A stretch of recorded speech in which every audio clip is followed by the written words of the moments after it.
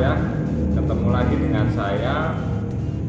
Selalu dikupas tuntas segala masalah tentang cuca hijau ya. Kali ini ya sambil ada yang nemenin nih, asisten saya Oyeng, dan ini dulu yang ya sering-sering sama saya nyeting juga bareng-bareng, dan ya sering lomba burung juga. Tapi kalau lomba-lomba nasional sering di rumah karena yang jaga rumah bagian nyeting-nyeting.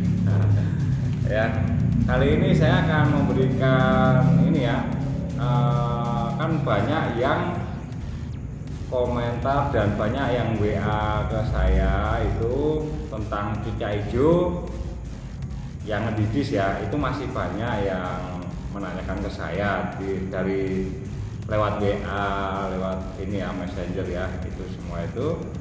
Nah, kali ini saya akan review ulang tentang treatment dan triknya mengatasi didis. Nah, di situ ya.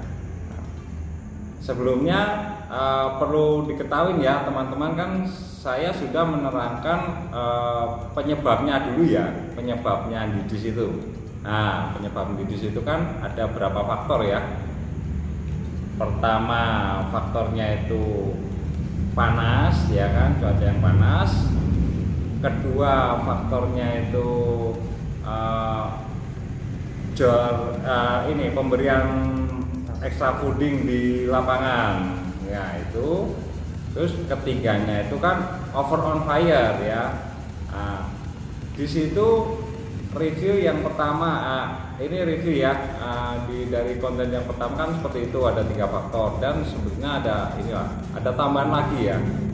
Tambahan lagi itu gini, saya bercerita-cerita aja ini ya, tentang pengalaman lah ya, karena kan saya juga selalu inovatif ya, saya selalu berpikir dan mencari juga kan kayak gitu. Sharing-sharing juga ya untuk berbagi-bagi pengetahuan ya sama teman-teman kicau mania, khususnya di cuca hijau. Nah, itu ada tambahan gini, burung cuca hijau yang dari fresh itu untuk faktor ngedidisnya agak tipis ya. Faktor didisnya itu cuma berapa persen ya, burung yang dari fresh. Nah, terus dibanding burung yang sudah sering jam terbang tinggi, sudah sering main, itu faktor didisnya akan lebih tinggi. Itu kenapa ya kan? Nah, tanda tanya ya kan. Nah, jadi saya ada menyimpulkan juga, burung yang sudah sering main bisa, kalau dari ini saya ya, untuk pemikiran saya, ada tambahan burung kenapa didis kelelahan, itu juga ada ya, ada menyebabkan didis. Nah, di situ ya, dari faktor-faktor itu yang intinya adalah 3 faktor ya kan. 3 faktor: cuaca panas, dan jortakan di lapangan ya kan, yang sudah saya terangkan ya panjang lebar ya, yang waktu di konten-konten sebelumnya itu saya menerangkan kalau karakter cuca hijau itu kan di nomor 2 ini, di pemberian makan jangkrik di lapangan, itu kan karakter cuca hijau adalah habis makan ngedidis kalau di rumah ya, dari pembentukan power tersebut. Jadi di saat dia di lapangan, dia udah ada emosinya. Jadi dia kita kasih makan tetap bunyi aja terus ya, tetap bunyi, makan tetap bunyi, nggak sempet didis ya. Jadi saat digantang akhirnya ngedidis. Nah, di situ. Karena kenapa sih kok ngedidis itu? Ngedidis itu intinya adalah mendinginkan suhu badan dia yang sudah terlalu panas gitu. Kadang gini, nggak jor jangkrik pun di lapangan, kenapa kok bisa ngedidis juga? Karena kadang ada yang ketiga ini, over on fire ya. Over on fire, dia sebelum kita gantang, dia udah on fire, udah mukul nembak yang udah inilah, udah over on ya, on fire udah mukul. Itu menyebabkan suhu badan dia itu panas ya kan, sehingga saat digantang akhirnya dia akan mendinginkan suhu badan dia dengan cara ngedidis. Nah, disitulah itu adalah pengetahuan tentang cucak hijau yang ngedidis, itu sebab-sebabnya ya kan. Dan untuk treatmentnya itu sebetulnya berhubungan dengan pembentukan power ya. Treatment bentuk power itu mengatasi didis juga ya kan, karena yang pertama jarang jemur ya, jemurnya itu kan nggak seperti ini ya, itu untuk mengatasi didis bisa. Di situ pun umpama ini sebagai contoh, burung powernya sangat besar ya kan, cenderung kalau sangat besar dia pasti mentalnya akan naik ya kan, mentalnya naik, daya taruhnya tinggi ya kan, dia akan bertarung. Dan untuk didis istilahnya udah nggak sempet ya, karena dia udah bertarung aja maunya kan, karena dengan adanya power ya kan, power yang sangat besar sehingga udah bisa dibilang lupa didis ya.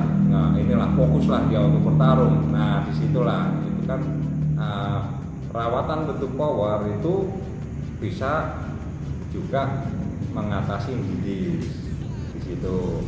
Dan tadi sebelum di konten ini ya sempat ada yang bertanya juga ya kan tentang lomba-lomba ini apa, di lomba kan labes ya. Selama ini kan perawatan bentuk power saat ini kan sering pada dimainkan, dan saya memberikan tip yang perawatan bentuk power itu berangkat di siang hari ya kan, karena pagi makan, siang makan, terus dibawa berangkat, atau pagi sampai siang makan, nanti istirahat 30 menit terus dibawa ke lapangan. Itu kan sampai siang ya, itu kan untuk settingan laber lapres ya. Biasanya laber lapres itu kan biasa siang ya, mulainya itu siang di situ. Nah itu kenapa saya memberikan itu, karena saya tidak maksudnya belum memberikan tip lomba di tingkat nasional yang berangkatnya pagi ya gitu. Karena burung itu harus stabil dulu kalau menurut saya kan. Kadang itu gimana ya, kepercayaan diri kita ya kadang ya, kalau burung baru juara berapa kali di labor gitu, tiba-tiba langsung lomba besar kayak gitu kan, kadang kepercayaan diri kita kan istilahnya itu hoki-hokian ya jatuhnya ya, ada yang kagetan aja, tapi kan nggak ini ya, nggak enak lah gitu kalau juara kagetan tiba-tiba juara doang gitu kan. Pengennya kan paham betul sama burung yang kita punya masing-masing ya, itu paham karakternya itu kan, sangat paham. Udah stabil di lomba-lomba yang dekat-dekat terus agak jauh gitu kan. Nah kalau udah stabil barulah nanti akan ke tingkat yang nasional ya kan. Itu yang pastinya dimulai dari pagi hari ya, berangkatnya rata-rata pagi hari itulah. Jadi untuk teman-teman yang saat ini lakukan ya, itu lakukan dulu, ada step-stepnya ya. Untuk tip-trik dari saya itu ada step-stepnya gitu. Nanti kalau langsung melangkah ke jauh ya kan, nanti jadi apa ya, miss pemikiran ya, jadi bingung kejauhan gitu. Jadi awal dulu pembentukan power main sampai rutin dan stabil juara ya gitu. Pokoknya sering kondangan lah ya teman-teman. Nah di situ, nah untuk nanti saat lomba-lomba nasional saya pasti akan ini juga berikan tip-tipnya yang pernah juara di Presiden Cup, Airin, di lapangan Banteng Indojaya Cup gitu kan, di Duta Bandara sampai 5 kali, dan lain-lain banyak lagi lah gitu yang juara-juara lomba besar yang berangkatnya pagi ya. Nah di situ saya akan terangkan